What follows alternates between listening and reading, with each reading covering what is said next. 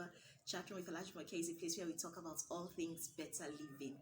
All right, so on this episode, I'm going to be talking about better relationships. How do we have better relationships? There are some habits that we need to develop. There are some habits that we need to form, to have better relationships with one another. There is no one person that is an island. We need one another to survive. And so if you don't have this habit, you might not have someone to relate with eventually. So I'm just going to be mentioning about 4 of them. Of course, it's not limited to all of those 4, but it's important that we have those 4 amongst other things that we already know before. All right, so number 1 is pay more attention. We all live in a world where we are too busy with one another. We are too busy with ourselves. We are so self-involved, and we don't pay attention to other people. We don't pay attention to one another. And you paying attention to one another involves you listening more to other people. It involves you paying attention to little details.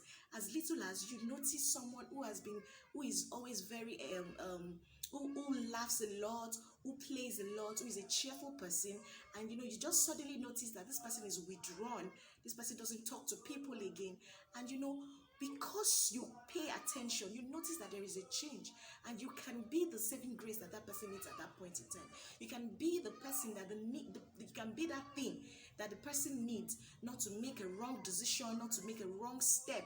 Why? Because you paid attention, and you noticing and talking to the person. I noticed this and this about you. The person is excited that this person notices this about me, and it can even open deeper room for deeper conversations. It opens more room for deeper conversations, and so we need to pay more attention to one another. Number 2 is be dependable. Bible says, let your yes be yes, and yet let your nay be nay. And so if you make a promise, try as much as possible to fulfill your promise. But when life happens and things are happening and you are not able to fulfill that promise, then come out and tell the person, I might not be able to meet up with this. I might not be able to do this that I promised you. And so the person knows that you are a dependable person. Be a shoulder the person can lean on. Be a shoulder that the person that the person can lean on. Number 3 is that we need to be ourselves. Be yourself. If you are in any relationship, in any friendship, in any association, be yourself. If you are in an association where you cannot be yourself, then you need to check it. You might probably be in the wrong association. You don't need to be in a place where it is only when things are happy, when things are rosy, that you share with each other. Life is full of ups and downs. When there are ups, you can share, and when there are downs, you can share. We all need people in our lives that we can be vulnerable with. If you don't have such people in your life, then you need to check your association. It's not every time that you share only when good things are happening to you, but when you need somebody to hold your hands and lift you up, when you need somebody to encourage you, can you share? And so if you cannot be yourself in that association or in that friendship, then you need to check it again. Now, the 4th thing is that it is a process, and this is a 2-way thing. Now, for you to get involved in the life of other people, it is a process. A lot of people have gone through stuff. They have gone through things that has made them to be overprotective of themselves and overprotective of their spaces. And so they don't want people in their lives. And so they shield themselves, they guard themselves. And so such people, you need to show them love over and over again. When you keep showing them love, eventually they will open up, and you can now be involved in their lives. And so it takes a process to get into the lives of people.